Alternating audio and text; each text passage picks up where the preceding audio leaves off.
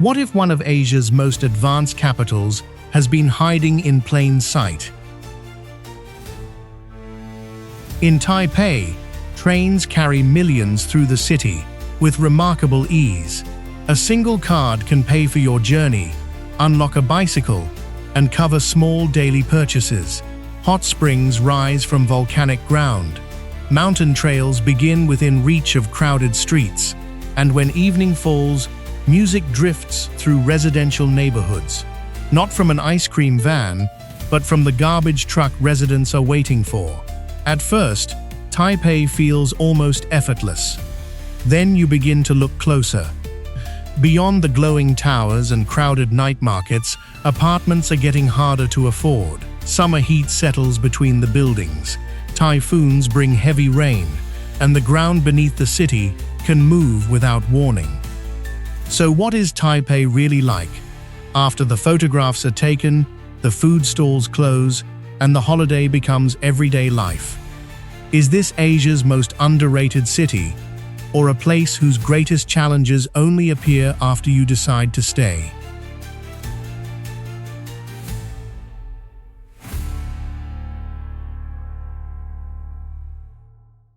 To answer that, we have to stop looking at Taipei like visitors. This is not a countdown of temples, towers, and night markets. We are judging the city by 5 tests that shape everyday life. Can you find a home without giving up space, comfort, or financial security? Can you cross the capital without losing hours in traffic? Can its famous convenience still make life easier once the excitement wears off? Can Taipei keep functioning when typhoons strike or the ground begins to move? And after months, or even years, can a newcomer truly feel that they belong? We will compare what tourists notice, what residents depend on, what new arrivals often overlook, and what the city's next chapter could change. Because in 2026, housing pressure remains high. YouBike now carries stricter safety requirements. New MRT lines and urban renewal projects are beginning to reshape entire districts. Home, move, eat. Endure. Belong. 5 tests, 5 parts of daily life, and the truth about Taipei will not be found at the top of its tallest tower. It will emerge from the parts of the city that most visitors never have to face. Oh, understand Taipei, begin with the land beneath it. This is not a capital that simply happens to have mountains nearby. Taipei sits inside a broad basin, enclosed by slopes that rise around the city like natural walls. From above, its shape becomes clear. Dense neighborhoods fill the flatter ground, while roads, railways, and buildings press toward the edges of the surrounding hills. That limited space has influenced almost every part of life here, from the height of its buildings to the price of land and the distance between nature and the city center. Water has also drawn the city's boundaries. The Danshui, Keelung, and Xindian rivers once guided trade, settlement, and travel. Their routes helped determine where neighborhoods grew, where bridges were built, and how goods moved through northern Taiwan. Today, those same riverbanks carry cyclists, runners, and families through long green corridors beside the crowded capital. But the rivers also demand respect. Heavy rain can place enormous pressure on drainage systems, embankments, and low-lying districts. The basin gives Taipei its dramatic setting, but it also traps heat and moisture. Summer air can feel heavy between the buildings. Rain may arrive quickly, and storms can send vast amounts of water into the city. The same mountains that create beautiful horizons also restrict expansion. Taipei must fit homes, businesses, roads, and public spaces into a landscape where flat land is limited. Its compact appearance is no accident. It is the result of centuries of people adapting to geography. The city's history formed in the same way, one layer placed over another. Long before modern avenues appeared, the Taipei Basin was home to the Ketagalan people. Chinese settlements later expanded across the region. During the Qing period, walls and gates defined the old city. Under Japanese rule, Taipei gained new roads, railway infrastructure, administrative buildings, and a more formal urban plan. Post-war growth pushed the capital outward and upward. Then Taipei 101 rose above the basin, announcing a new age of technology, finance, and global ambition. Yet none of the earlier city disappeared completely. A historic gate can stand beside a busy road. A traditional lane can open onto a modern boulevard. An old facade can hold the reflection of one of the world's most recognizable towers. Taipei was not built once. It was built in layers, and those layers still share the same streets. And in a city confined by rivers, hills, and limited land, movement could easily become its greatest weakness. Instead, it became one of Taipei's strongest advantages.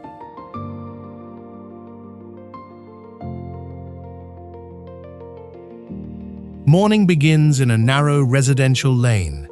Within minutes, a bicycle reaches the nearest station. One tap opens the MRT gate. One transfer crosses the city. The final walk leads directly into a district filled with offices, shops, and restaurants. No car, no search for parking, no single journey doing all the work.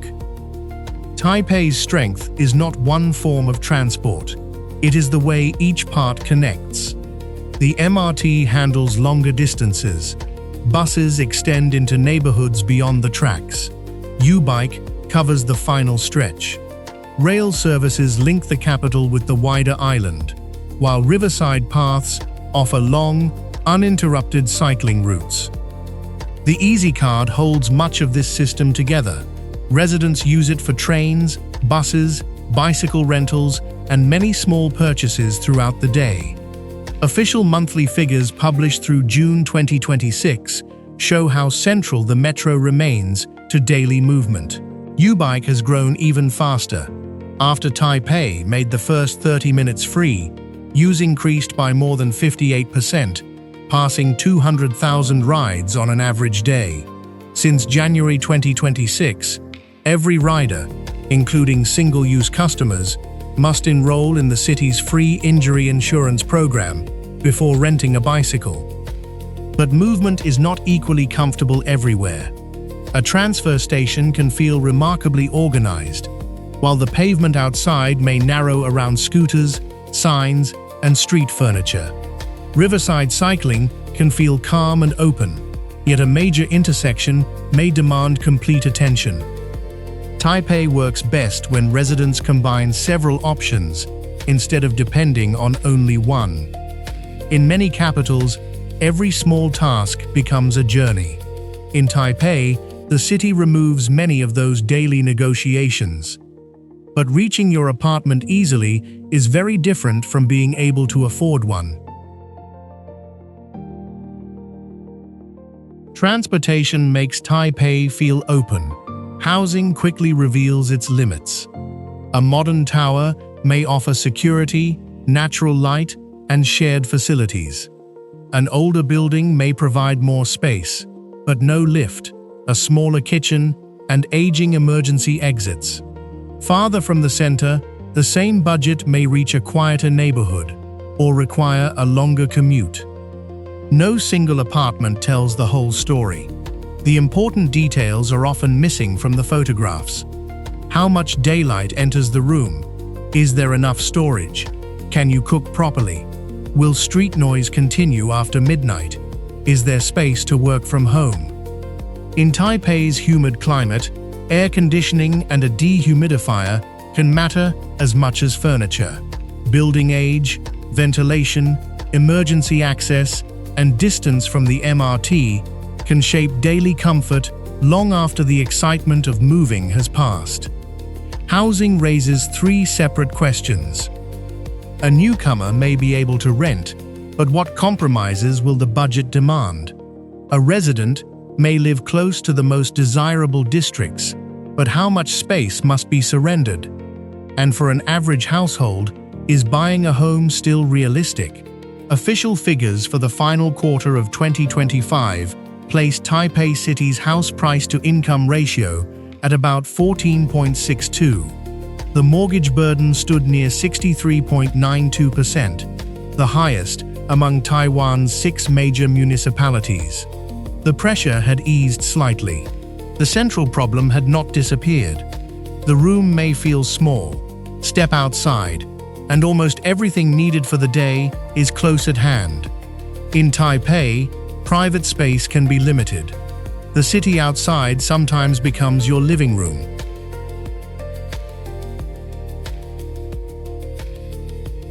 In Taipei, a convenience store is more than a place to buy a drink.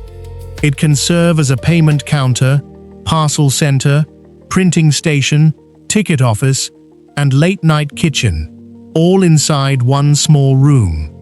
Step outside, and the network continues. Pharmacies, breakfast shops, laundries, supermarkets, food counters, and transport entrances often sit within a short walk of home. Together, they form a second layer of city infrastructure, one built around ordinary tasks. Then, just before the garbage truck arrives, the neighborhood begins to gather. A cheerful tune moves between the buildings. A newcomer might expect an ice cream van. Instead, the truck turns the corner. In many areas, residents bring their rubbish outside at scheduled times. They sort recyclable materials, wait for collection, and hand over each bag directly. At first, the routine may seem amusing. Look closer, and it reveals how the city operates. Taipei's clean streets do not maintain themselves. They depend on people arriving at the right time, sorting waste correctly, and accepting a shared responsibility for limited space. On a densely populated island, rubbish cannot simply disappear from view. Recycling becomes part of the daily rhythm. Even this practical task creates a brief social moment. Neighbors meet, exchange a few words, and return home. Taipei often feels effortless because thousands of small systems work in the background. But is the city convenient because technology solves everything, or because its residents agree to follow thousands of small rules? The answer becomes clearer after dark.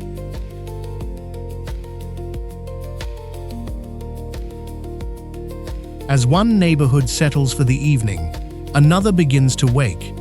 Oil crackles beneath an oyster omelette.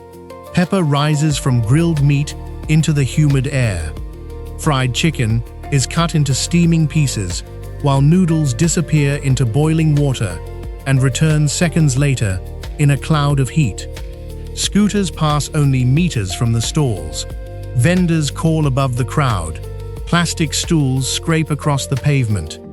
In Taipei, food is never far from the movement of the street. Raohei and Ningxia feel close and concentrated. People arrive with a clear purpose: choose a stall, join the queue, and eat while the food is still hot. Shilin operates on a larger scale. Food mixes with games, shopping, bright signs, and dense crowds. These markets offer different experiences, but both reveal the same truth. Eating here is not a separate event planned around the day. It is part of the city's daily rhythm. A sealed cup of bubble tea, a bowl of noodles, or a quick plate from a familiar vendor can become a routine, as personal as the journey home. The connection begins long before nightfall. It appears in breakfast shops crowded before work, in the dried goods and tea stores of Dihua Street, and in modest restaurants where regular customers rarely need to explain their order. For someone new to Taipei, food offers an immediate way into public life. You can arrive alone, point to a dish, take a seat, and become part of the room without needing an invitation. But being surrounded by people is not the same as being known by them. The most important meal in Taipei may not be the most famous one. It may be the dish connected to childhood, the stall that remembers a customer's order, or the restaurant someone chooses when they need comfort more than excitement. That is when food stops being something to photograph. It becomes memory, identity, and a way of finding your place in the city. And behind these everyday rituals lies a much older Taipei, one that still shapes how the city sees itself. Taipei's identity does not come from choosing between tradition and technology. It comes from allowing both to occupy the same block. At Longshan Temple, history is not displayed behind glass. People still arrive to pray, seek guidance, give thanks, and ask for help with the same concerns that shape life everywhere: health, family, love, work, and hope. Its carved roofs and painted details matter, but the people inside give the temple its meaning. Farther north, Dadaocheng carries the memory of Taipei as a trading city.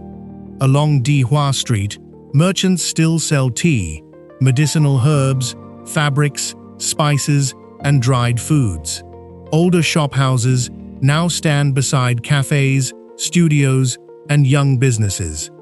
The products may change, the habit of exchange remains. And beneath these later chapters lies an even earlier one. Long before Qing walls or colonial avenues, the Taipei Basin was home to the Katagalan people.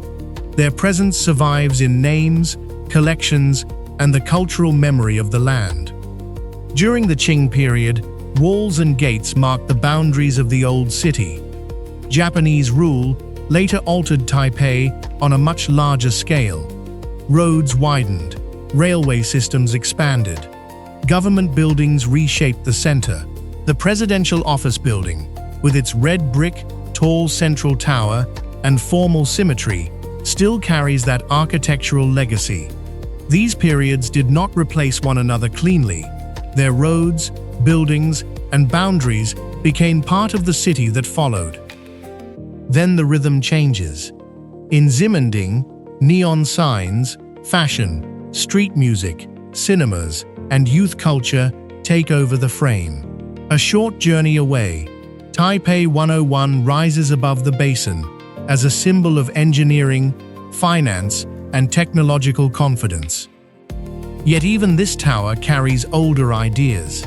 Its form recalls a rising bamboo stalk, modern ambition expressed through a familiar East Asian symbol. The deeper you look, the less Taipei resembles a futuristic capital that saved a few pieces of its past. It feels more like an old trading settlement that learned to build a future around itself. And beyond those streets, another part of Taipei is waiting, one that changes the meaning of living in a major city.